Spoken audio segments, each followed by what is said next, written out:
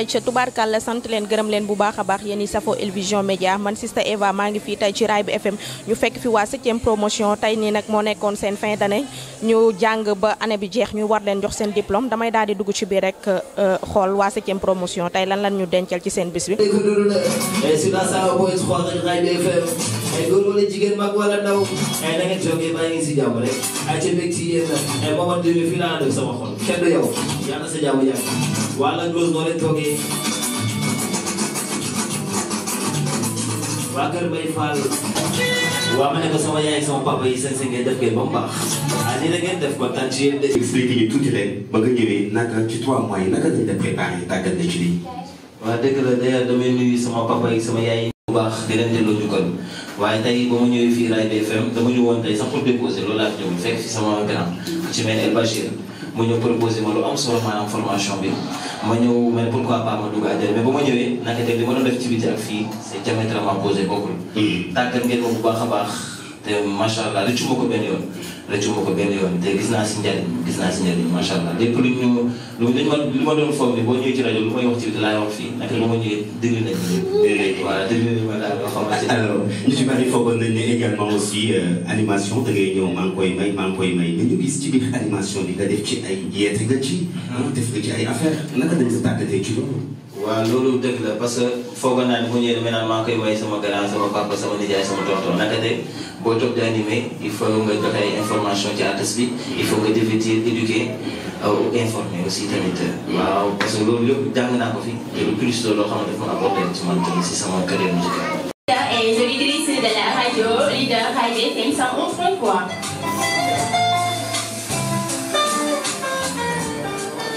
maa ngi nuyu bu baax a baax kilifa diine ak kilifa aada yi nekk ci biir ak ci bitim réew naka noonu tamit lay daal di nag ba ci hôpitaux yi di nemmeeku ñi nga xamante ni ñoom ñoo di malade yi nekk ci kër yi ak malade yi nekk ci hôpitaux yi di leen ñaanal suñu borom yi fagi seen bopp ba ñu mën a delluwaat seen njaboot.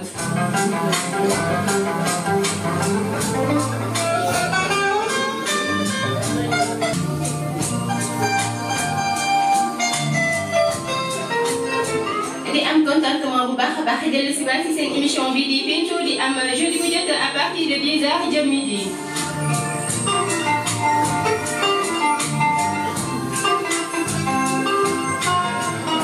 seen émission bi di Pencco ngeen fas yéene cee ànd ak seen xarit seen soppee Mariam Diaw émission Pencco nag di waxtaan ak mag ñi di waxtaan également aussi ak ndaw ñi.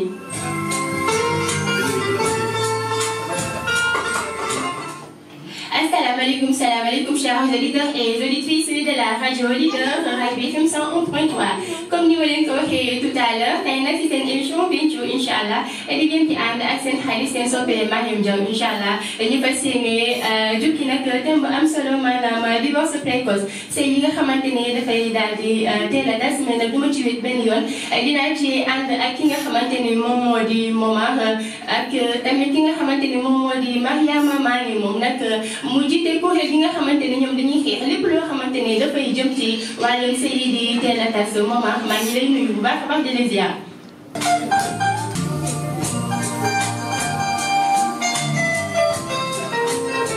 di am contentement bu baax a baax dellu si waat ci seen émission bi di Pencco di am jeudi bu jot à partir de 10h jëm midi.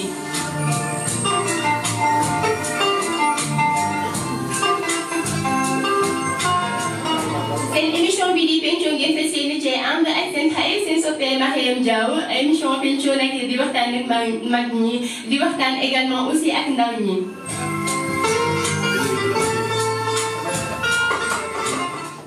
Asalaamaaleykum chers auditeurs et auditrices de la radio leader Raay bi FM 101.3 comme ni ma leen ko waxee tout à l'heure tey nag ci seen émission Pencco incha allah di ngeen ci ànd ak seen xarit seen soppee Mariam Diaw incha allah ñu fas yéene jukki nag thème bu am solo maanaam divorce précoce c'est yi nga xamante ne dafay daal di teel a das mais nag du ma ci wét benn yoon dinaa ci ànd ak ki nga xamante ni moom moo di Momar ak tamit ki nga xamante ni moom moo di Mariama maa ngi moom nag mu jiite kuréel gi nga xamante ne ñoom dañuy xeex lépp loo xamante ne dafay jëm ci wàllu sëy yi di teel a tas Momar maa ngi lay nuyu bu baax a baax di la ziar.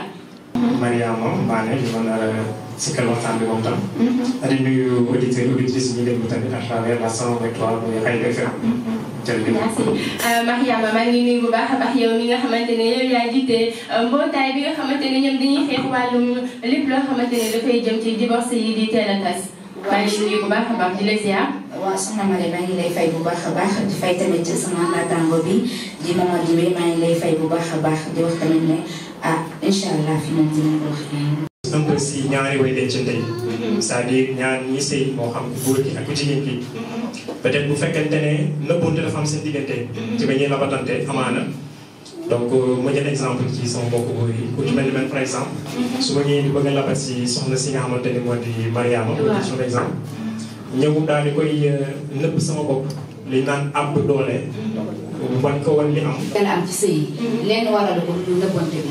aussi tam Mawar li muy wax naan ay. yow tamit kon tamit jigéen ñi tamit ñoom dañuy nëbbatu. non jigéen ñi dañuy nëbbatu dëgg la. parce que jigéen mën na nëbbu jikkoom. ba dem ba si biir génne beneen jikko. mais man sama côté dama ne comme que nit ki soo bëggee. xam nga avant mariage. doo kii Mawar li mu wax. man ànduma si. àndoo si parce que nit ki tamit buy ñëw si kër di la seet si war na war a mën a ñëw ànd ak yow xam nga. defaral la. tamit mais bu dee ba ci biir war na ko mën a continuer mais moom wax li mu wax man ànduma ci d'accord ma ci. àndoo ci non. d'accord kon li ngay jaajëfal dégg nañu baax a baax. kon nag si naka ci ne pas d'accord si naka. non d'accord ma ci parce que yow moom da nga adressé góor ñi xam nga man du ma nangu loolu xam nga loolu tamit du ma ko nangu benn yoon. d'accord kon nag teewul góor yi waaye. kër famille mën nañu la déranger xam nga. mais bi ngeen mère bu doy waar. loo xamante ni yow si la nekkoon di sëy muy ñëw famille. may ko terminé si non non. dama nekk ci benn point boo xam ne pour mu ci appartement bu nga def. tey jii su ma ko jëlee dugg sama appartement. da lay leen di man ak moom ñoo fa nekk. amuñu yaay maanaam góoram wala sama papa wala samay sëy ay njëkkee bi fay nekk yoo xamante ne buñ jàppal la woon tey jii dinañ mën a ñëw intervenir. am déjà le problème. mais loolu tamit te li ñuy ciy poussé à chaque fois yéen a ñuy poussé à ce que ñu utale appartement sans pourtant ñu bëri suñu. d'accord je suis pas d'accord avec toi parce que yow.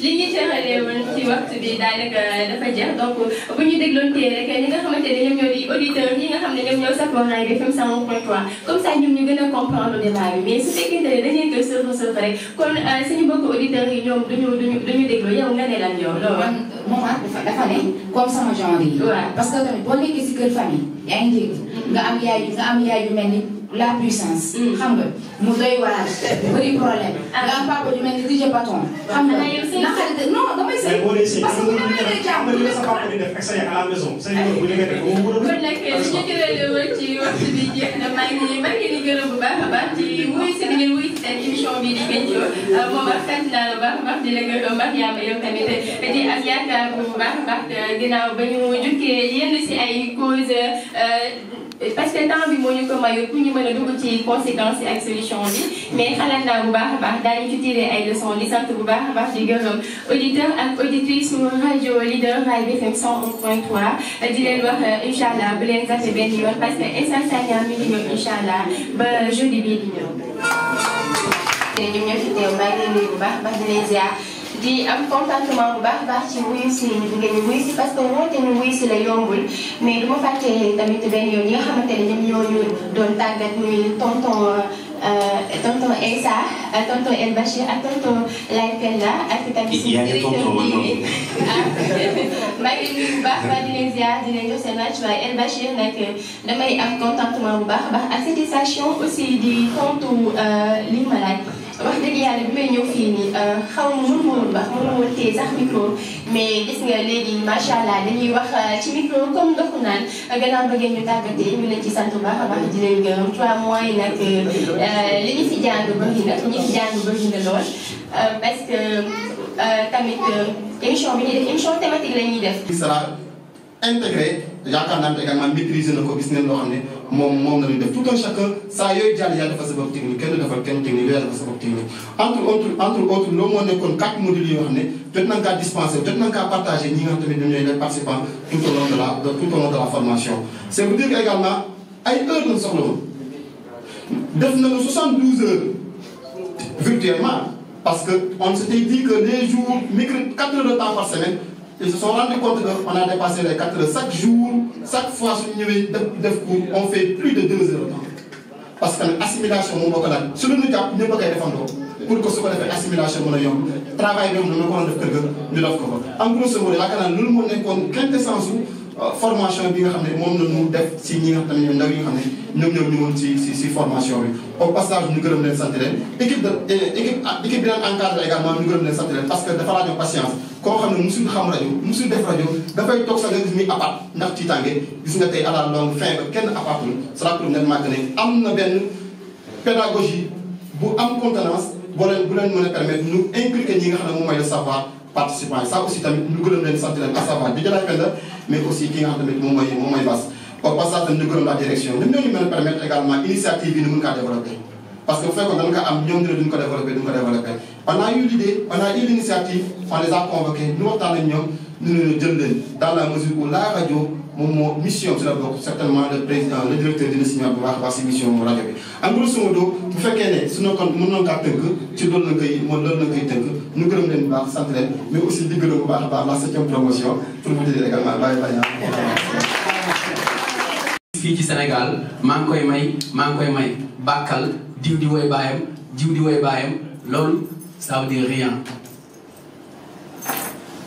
ok li nga xam ne aussi moom mooy am importance en animation musicale wax nañ ko léegi mooy éduquer informer ak divertir ok donc de ce fait que ki nga xam ne mu ngi déglu musique non seulement am stress nga mën a fexe ba moment bu mu lay déglu noonu stress am mu jeex parce que Sénégal problème bi dafa bëri nit ñi dañu stressé wu donc loolu si aspect divertissement bi si lay dugg éduquer maanaam nga fexe ba xale bi nga xam ne mu ngi déglu sa animation durant bu muy déglu nga mun ko yee si li ngay def informer c'est important parce que nit ñu bëri xamuñu li xew en général ci Sénégal wala ci milieu showbiz bi récemment bërki démb dégg ngeen dese Habib Faye donc loolu dafay bokk si xale yi bu ñu toogee ci animé ñu mën ko wax nit ñi ñu mën ko xam jàngal leen aussi naka la ñuy amee information ak naka lañ koy vérifier ak naka nga koy diffuser parce que du n'importe comment ngay waxee si rajo parce que soo ko see ba wax information boo xam ne baaxul mënuloo ko jàpp te lu nekk mën la ci fekk. ok donc ci kaw loolu on va poursuivre dama leen di ñaan ngeen may loxo bu baax a baax accueillir comme il se doit ici même sur scène ki nga xam ne mooy le directeur de la radio représenté li nga xam ne moom moo di administration rajo bi monsieur Mabar di may loxo bu baax. soo wootee benn mbir ay xale ñëw ci ngeen du gestu gisoo seen benn waajur na sa xel dee parce que ndaw moom li bëgg rek nga xam waaye ndaw lu mu bëgg yaay ja jàpp ca wala baay ja jàpp ca jàppal ne luy dem kanam la kon dañ leen di gërëm yéen waajur yi nga xam ne yéen am confiance si ñun ñu woote formation ngeen andi seen i doom parce que boo dee ànd ak xel boo dee ànd ak ndaw ñi ñëw day wane ne da ngeen cee ànd te loolu la illustré mais aussi damay gërëm ñi nga xam ne aussi ñoom ñoo sabab ji mooy waa 7e promotion.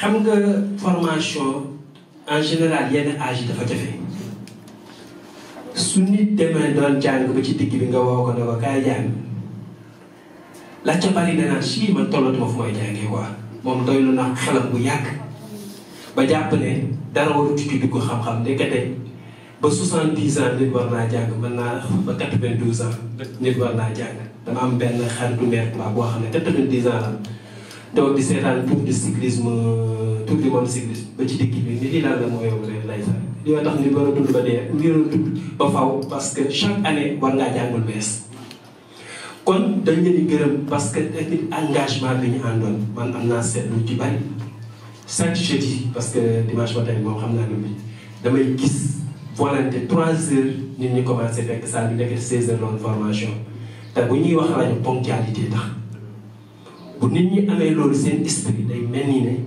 ci réew moo xam ne koo ci jox rendez-vous 4 heures mu ngi fi ñëw 19h30 nga wax nit ay formation pour 4 heures balaa 3 heures jot saa bi commencé fees kooku dafa am lu muy firndeel mooy ñii ànd nañu motivation ak kii donc lu yomb la ci ñoom loolu ci dugal seen xel mu dem parce que nit li ci bari dañ koy tuddee formation rek waaye partage du savoir la mooy damay andi as tuut ba ma xam yéen ngeen àndaale parce que bi ngeen fii ñëwee dañ koy wax rek waaye lu bari àndoon ngeen ko da ngeen koo dencoon donc ci ngeen ñëw séddoo koog ñun ñun as tuut gën a amoon tamit ñu séddoo ko ak yéen ba nga xam ne dafay yombal li nga xam ne mooy partage savoir 5 S wax na ko rajo FM da ngeen di dégg ñu naan rajo FM émanant du centre multimédia communautaire de Guinaw Rail yàlla dafa am benn projet bu ñuy woowee le projet centre multimédia communautaire c'est un projet bu gouvernement suisse coopération suisse financé woon ànd ceeg UNESCO pour jàppale gox yi nan la ñu mën a xarale yu bees yi ñu mën koo jël ba pour mu tasaare fu ne mooy te bu ñuy wax xarale bees rajo xarale yu bees yu important parce que day boole mbindeef yëpp parce que rajo jumtukaay yi muy laaj day laaj internet day laaj ci ordinateur day laaj li muy def yëpp numérique la donc kon xarala yooyu soo ko mënee dem ba ndaw yi mën koo partager day nekk lu am solo. dama dégg ñu leen di toll naan leen bàyyi bàyyi fii amul bàyyi bàyyi de fii famille la xas boobu à vie fii famille la à vie la yooyu yàlla def na ko boo xasee ba inscrire formation à vie la fii amatul bàyyi bàyyi fii seen kër la jàpp leen ko amatul xam ngeen ko seetlu ngeen ko fii amul bunt bu ñu fiy tëj jibuti ji da ngeen ñëw rek dugg wax sa soxla dem seen yoon kon jàpp ngeen def ci famille bi ngeen bokk.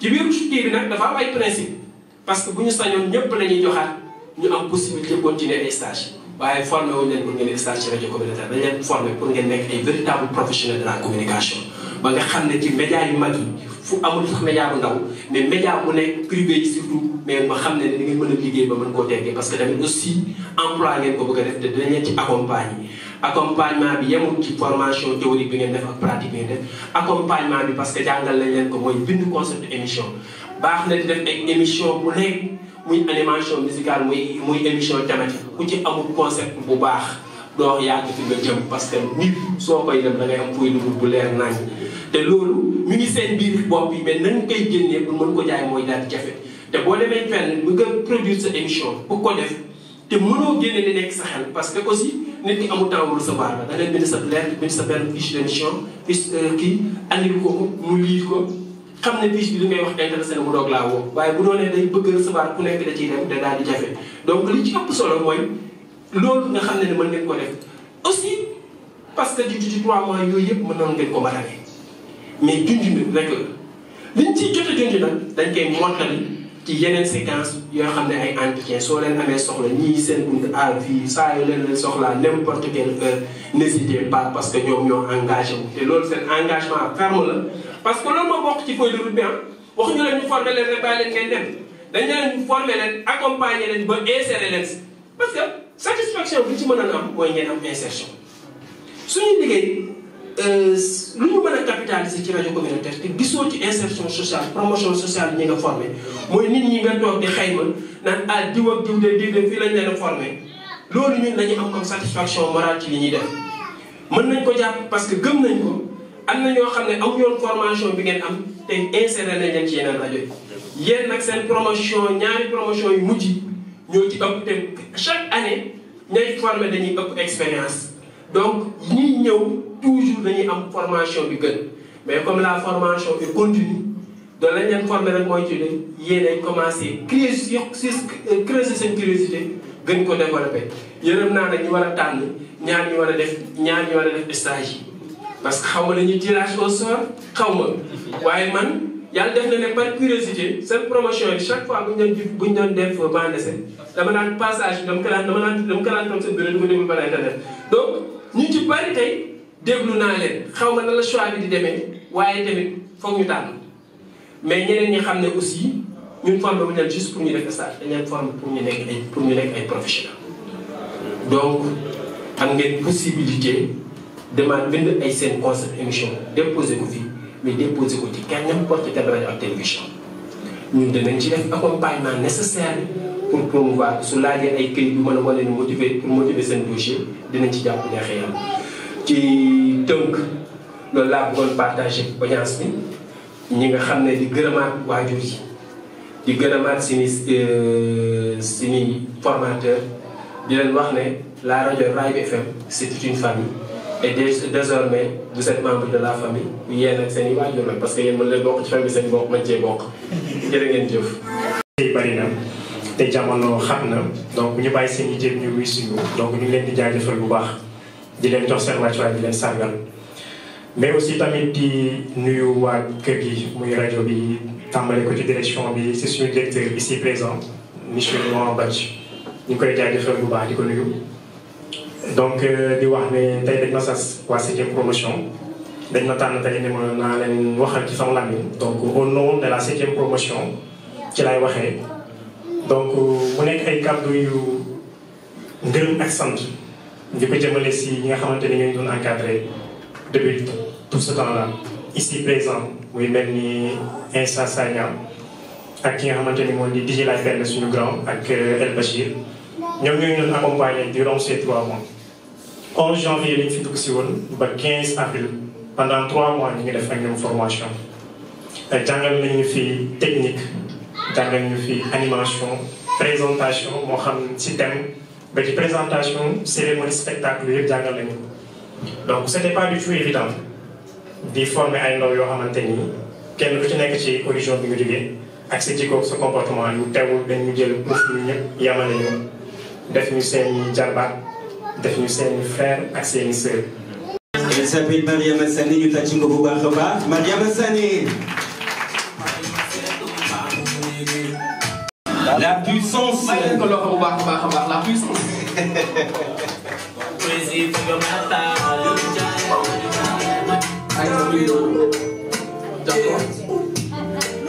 Alors on appelle très fort s'il vous plaît ñu tàcc ko bu baax a baax la puissance. Voilà, merci. Voilà. Merci. ngeen may ko loxo bu baax a baax a baax a baax a baax.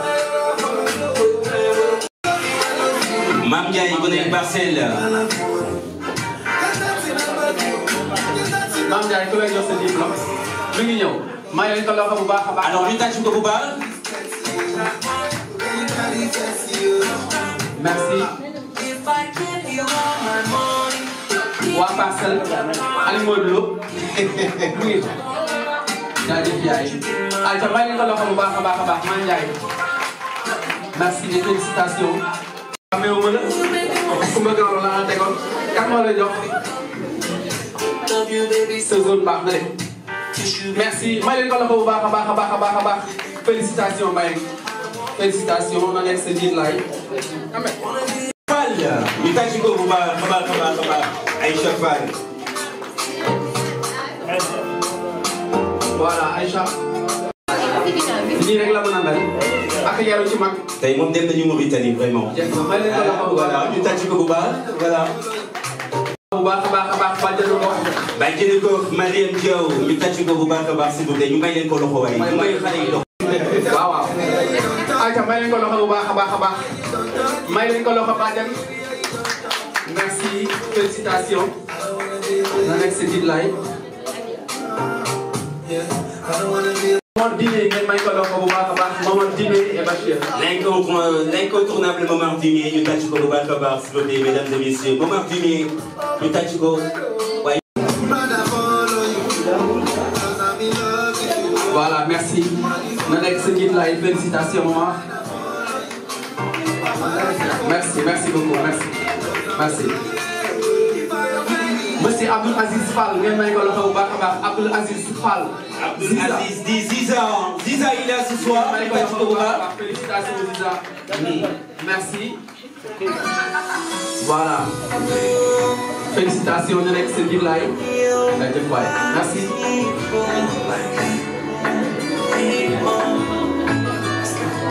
merci félicitations. Ziza. merci beaucoup Ziza. monsieur Amadou Thierno Diallo ngeen may ko loxo bu baax a baax Amadou Thierno Diallo. Thierno Diallo. merci et félicitations. Amadou Thierno Diallo. Amadou Thierno Diallo il est là. mu ngi fi ah. voilà.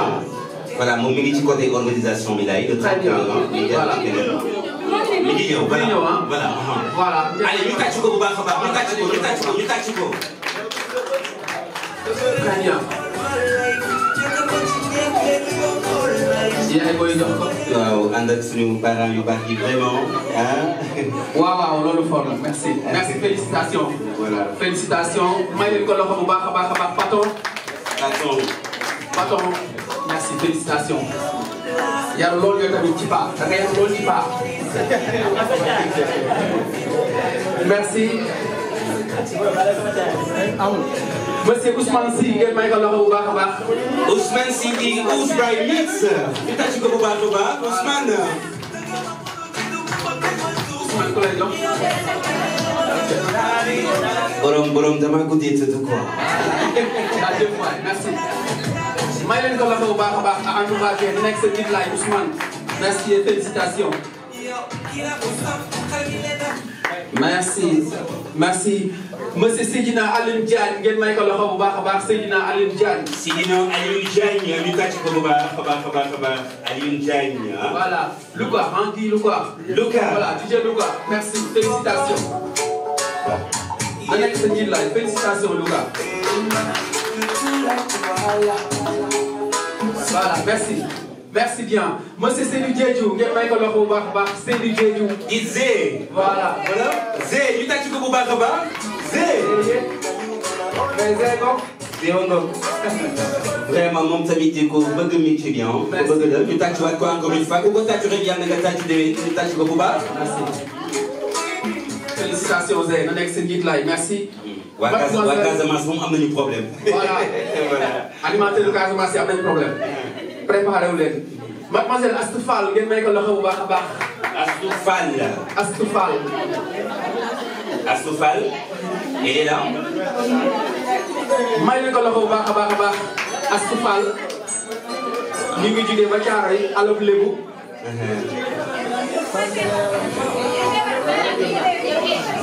yaay booy merci jërëjëf donc na nekk nit laay merci félicitations. may leen ko loxo waay s'il vous plaît. voilà merci beaucoup mademoiselle Astou Fall. mademoiselle Mariama Mané ngeen may ko loxo bu baax a baax. Mariama Mané ñu tàcc ko bu baax a baax. su ngeen paree s'il vous plaît yéen élèves yi ngeen ñëw fii ñu def photo de famille ak directeur. ak ñun ñëpp ok voilà. c'est ça presse bi mën ko immortaliser. Moussa Thiam merci beaucoup. voilà Mariama Mané ñoo ma la jox. Mariama Mané merci. voilà may leen ko loxo bu baax a baax mademoiselle Mariama Mané.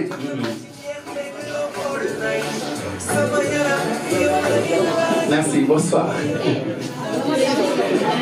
voilà may leen ko loxo bu baax a baax directeur ñu invité la nga ñëw fii pour photo de famille ak. élèves yi seen i diplôme. élèves yi nga ñëw ak seen i diplôme. xale yi ñu dem di tàggatu foofu. merci à toute la presse. merci seen présence yéen ñëpp. merci. Vision Média du bàyyi benn yoon kii ma taxaw ak nag moom tamit ci 7e promo la bokk dama koy daal di dégg sama micro rek mu présenté wu wax lan la yëg ci bis bi soxna si nuyu naa la. fay naa la bu baax soxna si. waaw ma plus ñu gis ne tey jii nii moom moo nekkoon seen remise de diplôme ci seen 7e promo bi nga xam te ne Rail FM ñu ngi koy def di former ay animatrices yow nan nga dundee bis bi. waa bis bi maa ngi koy dundee xanaa kontaan am mbégte bu rëy parce que yombul woon ba ñuy ñëw fii dara yombul woon dañoo ñëw tim micro bi dañ daan lox mais léegi macha allah gëm naa ne fii képp ku fi jug dem si beneen rajo wala si beneen télé di nga fa toj bu soobee yàlla di gërëm tamit bu baax ñi nga xamante ne ñoom lañ fekk fi ku ci mel ni Insa El Bachir Lay Penda DJ Lay tamit bàyyiwuñu leen ñoom ñëpp ñun kontaan nañu wax dëgg fa yàlla suñu bis bi moom ala doome na macha allah. ayca tubaarkàlla nee naa la El Vision Média du bàyyi benn yoon kii tamit ci 7e promo la bokk sëñ bi nuyu naa la. maa ngi lay fay bu baax a baax. waaw ñu gis na yow tamit 7e promo nga bokk bëgg naa nga présenté wax yow la kan. waaw man si récipiendaire laa bokkoon maa ngi jugu Thierno Diallo ñu gën ma xam ci DJ Paton et de Real Man di def Galsen fii nii au niveau de la rajo Rail FM am contentement bu baax a baax ci yéen tamit seen teewaay aussi tamit di leen remercier bu baax a wér parce que tamit seen kenn ku liggéey si yéen tamit suñu promotionnaire la tamit nekk bu baax mi jéena ba xëy na loolu moo waral tamit ñu am possibilité déplacer leen mais nekkul lu yomb ndax El Vision kese du ay fo. waaw koy nuyu naa la. fay naa la. waaw ñu gis ne tey sa doom dafa jàng ba année bi jeex ñu doon ko jox diplôme am tey yaay lan nga yëg. xanaa kontaan rek di ñaan ngeen yàgg fi te wér ndax Mariama moo ñu fi indi tubaarkaala sama xaala xëy na laaw la cat ñu nekk ak moom ci biir kër ga nag te rëccuwuñu li ñu nekk ak moom ci biir kër ga ma yaakaar ne li mu nekkee ak ñun ci biir kër gi bu ñëwee fii muy liggéey noonu lay nekkee am na yar am teggin am sutura fonk ndeyam fonk ma man mii fonk baayam fonk ay rakkam amul kenn xaar ma yàlla ca koñ ba kon bu wootee dinaa ñëw ku mel ni ma nit dina ñëw jërëjëf. waaw nee naa la ba ñu jugee ci élèves yi dañuy daal di dem nañ ci parents d'élèves yi tamit ñu ngi taxaw ak koo xamante ne moom tamit ci professeur yi la bokk muy El Bachir gars yi di ko wax borom baatu wurus bi bëgg naa tamit su paree mu indil ma loolu ci ay leeral El Bachir nuyu naa la. soxna si maa ngi lay fay bu baax. waaw ñu gis ne gars yi borom baatu wurus bi lañ la tuddee lu waral loolu. oh mais dara xam nga moom gars yi dañuy wax rek waaw dañuy wax rek mais ma dafa nekk loo xam ne vraiment. xëy na don la daal je sais pas xaw ma lan la. ok ma gis ne tey moom moo nekkoon seen remise de diplôme muy waa 7e promo bi nga xamante ne da ngeen di former ay animatrices ak ay présentatrices yoo xamante ne dañuy def ay débat thématique ba xam ni ngeen leen doon jàngalee metti na wala mettiwul. waaw metti na mettiwul mais xam nga loo expérience su ci 15 ans wala 10 ans ñëw di ko partager ci 3 mois ak ay xale su xale bi nangoo déglu tey rek bon. dina am du am lépp waaye dina am li mu am dina am as tuut daal. ok tey ban satisfaction ngeen yëg parce que gis naa ne tey jii ne élèves yi ñëpp ñëw nañ seen parents yi teew ñi nga xamante ne dañ leen doon gis ñuy jël seen sac di ñëw chaque jour te xamuñu lan lañ doon def ñu ñëw tey gis ne formation bi ngeen def ci xale yi mucc na ay macha allah tey ban satisfaction nga yëg ci lool. waaw satisfaction bi mooy tey nga gis xale yoo xam ne au fait ba ñuy doog a ñëw boo leen tiimale waan micro dañuy arrière dinañ def 30 minutes. ñu tardé ko ci xale bi war a wax ci micro rek nga am problème bu rëy mais tey nga toog xale boobu 3 mois yi mat mu toog wax donc loolu satisfaction la ci ñun vraiment ça se voit que ne teg nañ leen ci yoon boo xam ne xëy na buñ ci góorgóorloo bu baax dinañu am lu ñu bëgg mais wax bi rek quoi comme nangu nañu wax rek ak tamit diñ leen doon jàngalee ñu démontrer ko ci 15 minutes donc loolu daf ñoo jox plaisir quoi vraiment. en tant qu'un éducateur ñi gis ne en général gars yi bu ñu doon def animation dañuy dem rek par leur voix bu neex wala ñu am yenn popularité bi rek ñu ne leen dem leen ci station yi ngeen déposé parce que dinañ leen jël et tout ça ñu gis nan ngay ñaax jeunes yi nga xamante ne jaaruñu ci formation yi ndax léegi tamit xale yi ngeen formé fii tàng nañ tàng boo xamante ne yaakaar naa ku jaarul formation boo ñëwee di nga suux daal kenn dootu la dégg. dégg la je pense que loolu daan nañ ko gis ci société parce que tey bari na ci presse bi ñoo xam ne dugg nañu. mais boo duggee bu dee jigéen nga doo fa def 1 mois 2 mois bu fekkee dañ la jël pour sa taar wala kii rafet na wala pour nangam te indiwuloo xam-xam doo yàgg foofu donc d'abord jigéen ñu ñuy njëkk a encadré loolu lañ leen njëkk a jàngal utal xam-xam d'abord su ko defee pour pousse la fa ngay dem di déposer ci day xaw a jafe voilà donc di ñaaxaat rek képp kuy ndaw ngay góor wala jigéen avec quel que soit alpha utal xam-xam bi d'abord demal uti ci formation yi ba nga xam dara ba pare après nga doog a dem defi métier rajo wala yu mel noonu sinon pousse la dafay yomb trop daal mais boo amee xam-xam comme nii rek fit day dal ci yow. ok dañ lay daal di bàyyi nga tàggatoo rek. voilà di remercier waa El Vision parce que vraiment yéen tamit yéen a ngi def liggéey bu am solo ci àdduna parce que dañ leen di suivre partout et ci kaw ci kanam ci lu baax kontaan nañu bu baax ci yéen te yàlla na yàlla fay leen quoi vraiment parce que am nañu fierté ci yéen seen liggéey rafet na.